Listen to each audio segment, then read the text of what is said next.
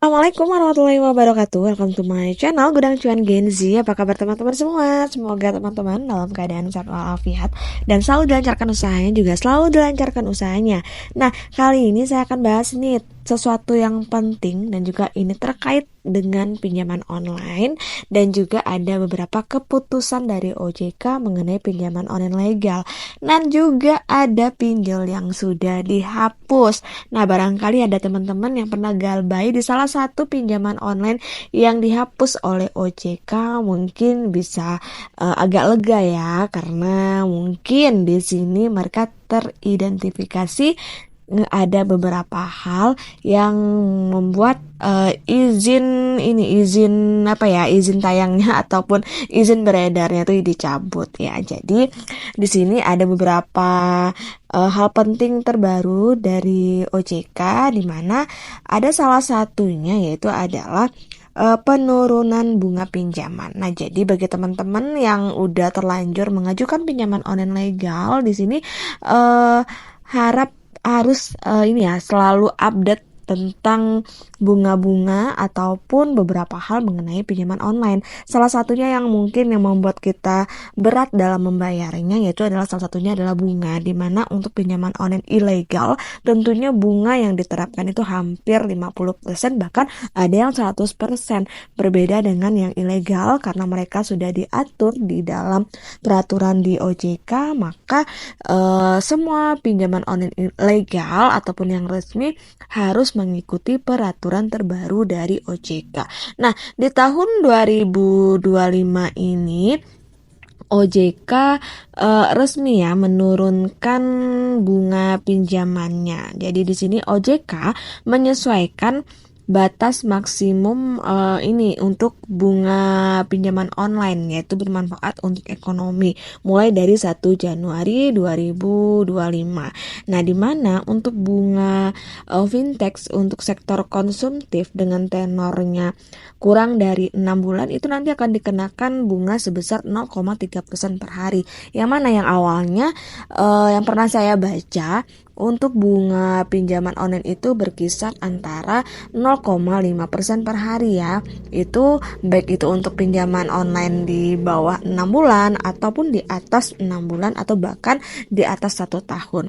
Nah, di sini untuk tenornya yang lebih dari 6 bulan itu kita untuk OJK menerapkan bunga sebesar 0,2% per hari. Nah, jadi untuk pembiayaan produktif sektor mikro ataupun ultra mikro di sini untuk tenor yang kurang dari 6 bulan itu bunganya menjadi 0,275% per hari. Jadi sementara untuk tenor yang lebih dari 6 bulan itu sebesar 0,1% per hari. Jadi untuk teman-teman yang sudah mengajukan pinjaman dengan usaha mikro yang besar, itu bunganya sangat rendah banget ya, 0,1% per hari. Ini berlaku untuk semua pinjaman online legal. Nah, di sini ada lagi ya untuk pembiayaan produktif ataupun dari sektor kecil dan menengah untuk tenornya kurang dari 6 bulan. Di sini lebih dari 6 bulan sama-sama ditetapkan bunganya menjadi 0,1% per hari. Jadi ini udah sesuai dengan surat keputusan yang ada surat edaran Otoritas Jasa Keuangan sejak tahun 2023 dan juga diberlakukannya mulai tanggal 1 Januari 2025. Nah, pada akhirnya di sini OJK memutuskan untuk melakukan penyesuaian ya batas maksimum untuk bunga fintech per 1 Januari.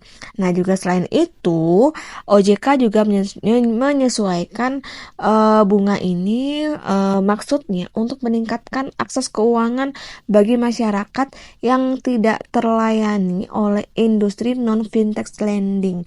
Tersedia pendanaan yang berkelanjutan untuk pembiayaan sektor produktif dan juga UMKM sesuai dengan roadmap ataupun pengembangan dan penguat dari LPBBTI dari 2023 sampai dengan 2028, dan juga serta untuk mendorong peningkatan kinerja keuangan dan juga efisiensi penyelenggaraan fintech lending ya. Jadi itu yang saya baca, yang saya cek informasi ter-up to date, yaitu ada keputusan dari OJK-nya, salah satunya mengenai batas bunga maksimum yang boleh diterapkan oleh pinjaman online legal. Kemudian hal-hal yang pembahasan yang kedua yang dibahas oleh OJK itu ada tentang pemberantasan yang namanya pinjaman online ilegal. Jadi dengan adanya penurunan bunga pinjaman berlaku di perusahaan pinjaman online legal yang terdaftar di OJK. Jadi di sini berlaku untuk pinjaman online yang sudah berizin dan juga sudah terdaftar di OJK. Namun di sini untuk demi pemberantasan pinjaman online ilegal, OJK sudah menghapus beberapa pinjaman online yang dahulunya mungkin terdaftar di OJK ataupun legal, dan sekarang OJK mencabut izin dari beberapa pinjaman online berikut. Nah, jadi jumlah itu untuk pinjaman online legal sekarang ada sekitar 97 perusahaan pinjaman online legal yang terdaftar di OJK. Nah, untuk jumlah itu turun dibanding beberapa tahun sebelumnya karena OJK sudah menutup 4 perusahaan pinjaman online legal. Dan pencabutan izin pinjaman online yang pertama pada tahun 2024 di awal tahun dulu itu ada perusahaan namanya Tanifan pada bulan Mei lalu.